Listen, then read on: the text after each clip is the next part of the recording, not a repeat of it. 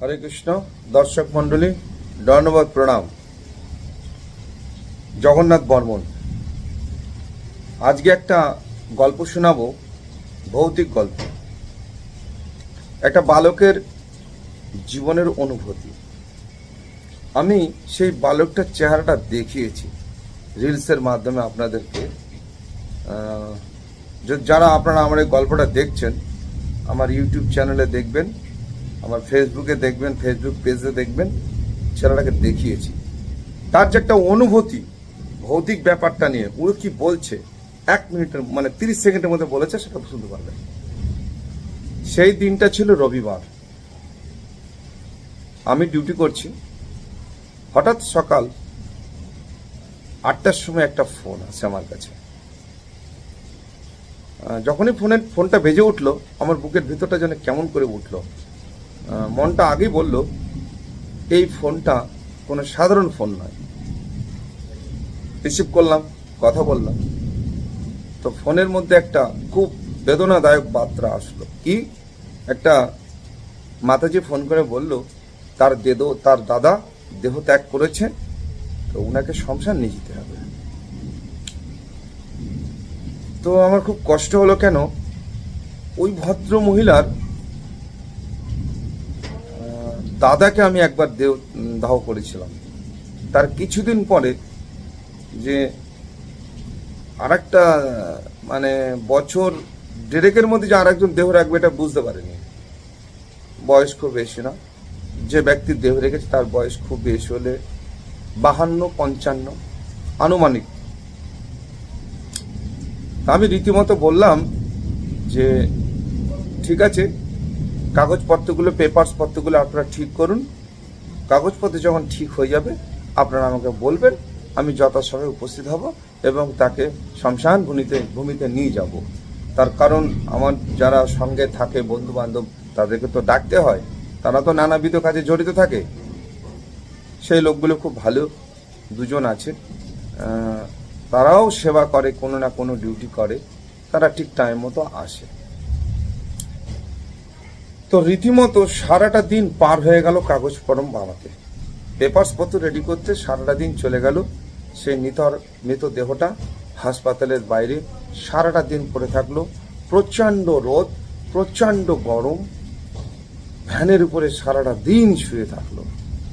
আমি যখন ডিউটি করে বাড়ি যাচ্ছি বেলা 2:30টার সময়, গিয়ে দেখলাম প্রখর রোদের তেজ। সেই রোদের তেজের মধ্যে ভ্যানের উপরে দেহটা ঢাকা আছে এবং সেই মৃত ব্যক্তি পড়ে আছে, মৃতার দেহটা পড়ে আছে। ভাবলাম, যারা অহংকার করে, টাকা আছে, বাড়ি আছে, আমি যশবান, ক্ষমতা সম্পন্ন, নানাবিধ অহংকার করে থাকে, ওনাদের মাঝে মধ্যে শ্মশানে যাওয়া উচিত। গেলে পরে কিছুটা অনুভব হবে। এই নয় যে তার আপনি ওই মৃত ব্যক্তিকে দেখে শ্মশানে গিয়ে আপনি জীবনের সমস্ত সুখ দুঃখ ভুলে ত্যাগ করে দেবেন, ওটা বলছে না আমি। অহংকারটা অ্যাটলিস্ট একটু কম থাকবে, বুঝতে পারবে ব্যাপারটা। তো সারাটা দিন চলে গেল। আমি বাড়িতে এসে খাওয়া দাওয়া করলাম, প্রসাদ পেলাম, রেস্ট নিলাম। তো বিকেল ঠিক 6টার সময়, সন্ধ্যা হয়ে আসছে, আমার কাছে খবর আসলো, জগন্নাথ বাবু আপনি রেডি হয়ে যান, কাগজপত্র প্রায় শেষের দিকে। সেখানে 3 ঘন্টা সময় লাগে আমার। কাঠ নামাতে হয়, ভ্যানের উপরে তুলতে হয়, সেটাকে ঠেলে নিয়ে যেতে হয় শ্মশান ঘাটে। সেখানে কাঠগুলোকে চিতা সাজাতে হয়। একটা কাঠে প্রায় 5 বার হাত দিতে হয় আমাকে, তবে আমি চিতাটা সাজাতে পারি। চিতা সাজিয়ে রেডি করে ফেললাম সন্ধ্যা 7:30টার মধ্যে। 7:30 থেকে শ্মশান ভূমিতে বসে আছি। আমরা 3 জন বসে আছি, লাইট লাগিয়েছি, অন্ধকার হয়ে গেছে। তো দেহটা যখন আমার কাছে এসে পৌঁছালো, তার বন্ধু বান্ধব, তার ছেলে মেয়ে, স্ত্রী, দিদি, পরিবারের যারা যারা ছিলেন, তারা সবাই আমার কাছে এনে দিল 9:15 সময়। বিধি অনুযায়ী ওনার যে প্রক্রিয়াগুলো সে সময় শুরু হয়, ওনাকে স্নান করানো, নতুন বস্ত্র পরিধান করানো, মালা চন্দন পরানো, প্রসাদ খাওয়ানো, নানা রকম মন্ত্র পাঠ আছে। তারপরে পঞ্চগব্য তৈরি করতে আমার যা সিস্টেম আছে সেই সিস্টেম অনুযায়ী কাজটা শুরু হলো। তো হতে হতে ঠিক 10:45 সময় 9:30 পর দেহটা আমি চিতাতে তুলে দিলাম। বিধি অনুযায়ী রীতিমতো আগুন ধরেও গেল। তো আগুন ধরে মানে বাইরে বজ্রপাত হচ্ছে, বৃষ্টি হচ্ছে, কারেন্ট নেই। তো কি হলো, প্রচন্ড গরম ছিল সেই দিন, হাওয়া ছিল না। তো যারা যারা এসেছিলেন শবদেহ ধারণের জন্য শ্মশান ভূমিতে, ওনার স্ত্রী যা বিধি অনুযায়ী কাজকর্ম হয়ে গেল, ওনার স্ত্রী চলে গেলেন। কোনো ব্যক্তির দেহ রাখলে তার ধর্মপত্নীর ওইটুকুই পর্যন্ত আসতে পারবে, ঘরের দুয়ারের বাইরে নয়। ঘরের দুয়ার পর্যন্ত স্বামীকে বিদায় দেবে, ঘরের বাইরে উঠানে বেরিয়ে আসবে। যারা দাহ কার্য করে তাদেরকে চণ্ডাল বলা হয়। তো তারা সেই বিধি অনুযায়ী কোনো বিধবা মহিলার দ্বারা হাতে শাখা সিঁদুর খুলে দিয়ে দেয় ওনার স্বামীর চরণে রীতিমতো। কিন্তু সেটা এই আমাদের এই ইট পাথরের শহরে একটু ভিন্ন টাইপের হয়। সবার সেই পরিস্থিতি নেই, তার কারণ সবাই ফ্ল্যাট ভাড়া থাকে, ফ্ল্যাটের সমস্ত নিয়মগুলো পালন করা হয় না, হাসপাতাল থেকেই হয়ে যায় কম বেশি এইভাবে আর কি, সুযোগ বুঝে যেমন যা পরিস্থিতি থাকে সেই পরিস্থিতির কাজ হয়। তো দাহ কাজ শুরু হয়ে গেল। রাত ভগবান কব্রদেব এই পঞ্চভৌতিক দেহকে যখন বিলীন করার উদ্দেশ্যে আগুন জ্বলে ওঠে, কতক্ষণ জ্বলবে আমরা বলতে পারি না, কতক্ষণ দেহটা পুড়বে আমরা বলতে পারি না। এইটুকু যতক্ষণ অস্থি না আসবে ততক্ষণ পর্যন্ত জ্বলবে। 3 ঘন্টাও লাগতে পারে, 2.5 ঘন্টা লাগতে পারে, এটা আমরা বলতে পারি না, ওটা ভগবান ব্রহ্মার হাতে, কব্রদেবের হাতে। তো কি হয়েছিল, রাত ঠিক যখন 11টা বেজে গেল, সব বন্ধু বান্ধব যত পরিবারের লোক ছিল সব পালিয়ে চলে গেল, যে যার মতো কে কোথায় চলে গেল। থাকলো একটা 22 বছরের মেয়ে। তো আমি দেখলাম আমার সঙ্গে যারা ছিল তারাও কিছু ভোজনের অন্বেষণে বেরিয়ে পড়েছে কোথাও, মানে 1.5 ঘন্টা 2 ঘন্টা অবধি আমাকে থাকতে হয়, সবাই ঘুরে ঘুরে বেড়ায়, এদিক ওদিক যায়, গল্প গুজব করে। তো সেই মেয়েটা আমার কাছে ছিল কুমারী মেয়ে। এই একটা ছোট্ট আমি ভিডিও ছেড়েছিলাম আমাদের লোকাল যারা আমাকে দেখে, এই কার্যটা করি আমি, তাদের দেখানোর জন্য। তো রাত 12টার সময় ঠিক আমার মনে হলো মেয়েটা দূরে বসে আছে। তো হঠাৎ মনে হলো, হাই রে, মেয়েটা একাই শ্মশানে বসে আছে। হঠাৎ আমার বাহ্যিক জ্ঞান আসলো। তখন আগে কি করলাম, মেয়েটা একভাবে চিতার দিকে তাকিয়ে আছে আর আমার থেকে 10 মিটার দূরে আছে। মেয়েটাকে ডাকলাম, মামুনি শোনো শোনো শোনো। এনে আমার ডান দিকে আমি কাছে বসালাম, গঙ্গার হাওয়া আসছে ওই জায়গাটা থেকে, আমার কাছে বসালাম।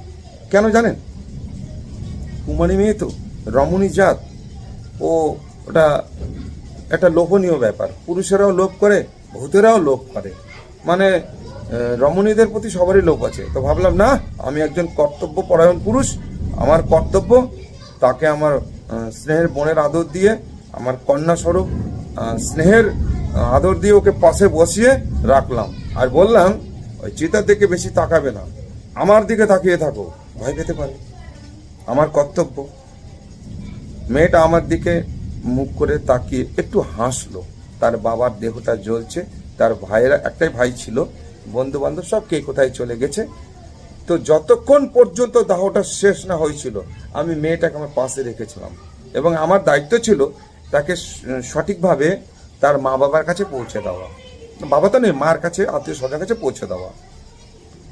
তো সেইখানে যখন সমাপ্তির দিকে যারা গিয়েছিল শ্মশানে তারা ফেরত আসলো। তো তার মধ্যে একটা বালক আজ দেখা হয়েছিল।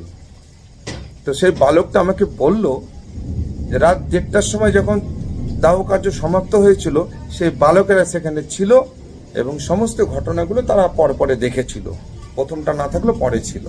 তো সেই বালকটা পরের দিন রাতের বেলা বাড়িতে ওর শয়ন মন্দিরে যেখানে ও ঘুমিয়ে থাকে সেখানে সেম টাইমে হঠাৎ নাকি সেই লোকটা উপস্থিত হলো, এবং উপস্থিত হওয়ার পরে সেই বালকটার কে কি যেন বলল।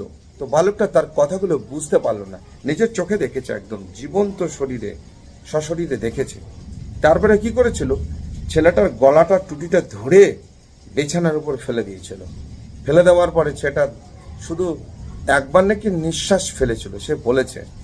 তো সে মনে হচ্ছে গলাটা টিপে ধরেছে তাকে মেরে ফেলার জন্য। তারপরে যেভাবে হোক সেই ছেলেটা সে প্রেত আত্মার হাত থেকে মুক্তি পায়।